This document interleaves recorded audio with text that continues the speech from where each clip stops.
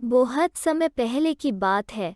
एक छोटे से गांव में मुकेश नाम का एक पेंटर रहता था। मुकेश अपनी बीवी प्रीति और अपने बेटे राहुल के साथ एक छोटे से घर में किराए पर रहता था। मुकेश बहुत ही ईमानदार और नेक दिल शख्स था।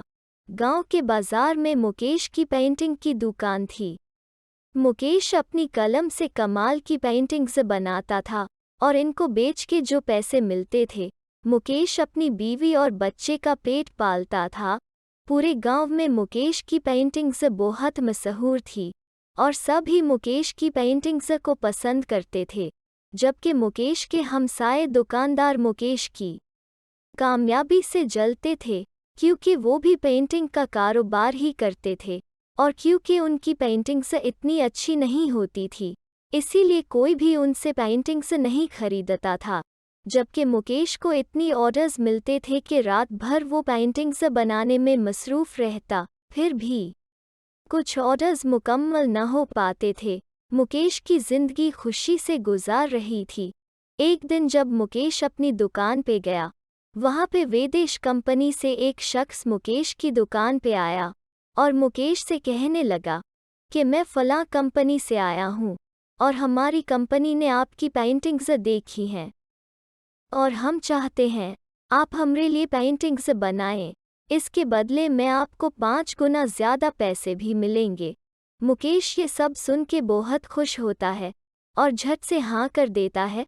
पास ही खड़े बाकी दुकानदारों ने ये बात सुन ली और वो आपस में कहने लगी कि अब ये गवर बहुत अमीर हो जाएगा और फालतू में हम सब पे रौब जताएगा।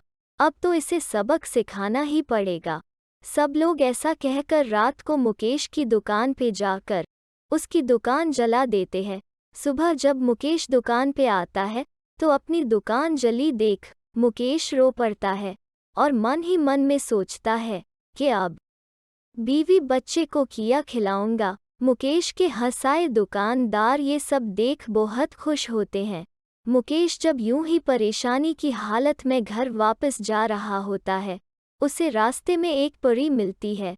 परी मुकेश को परेशान देख मुकेश से कहती है, क्या बात है, तुम परेशान क्यों हो? मुकेश सारा किस्सा परी को बताता है।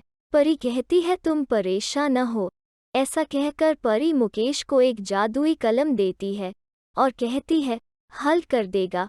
इसको हाथ में पकड़ के तुम जो भी मन में सोचोगे वो पेंटिंग अपने आप ही बन जाएगी। मुकेश बहुत खुश होता है और परी का शुक्रिया करता है।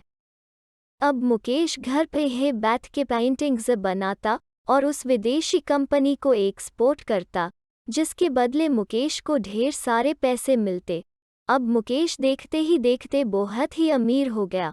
मुकेश के हंसाए दुकानदार मुकेश की शानदार कामयाबी को देख के एक बार फिर से जलने लगे।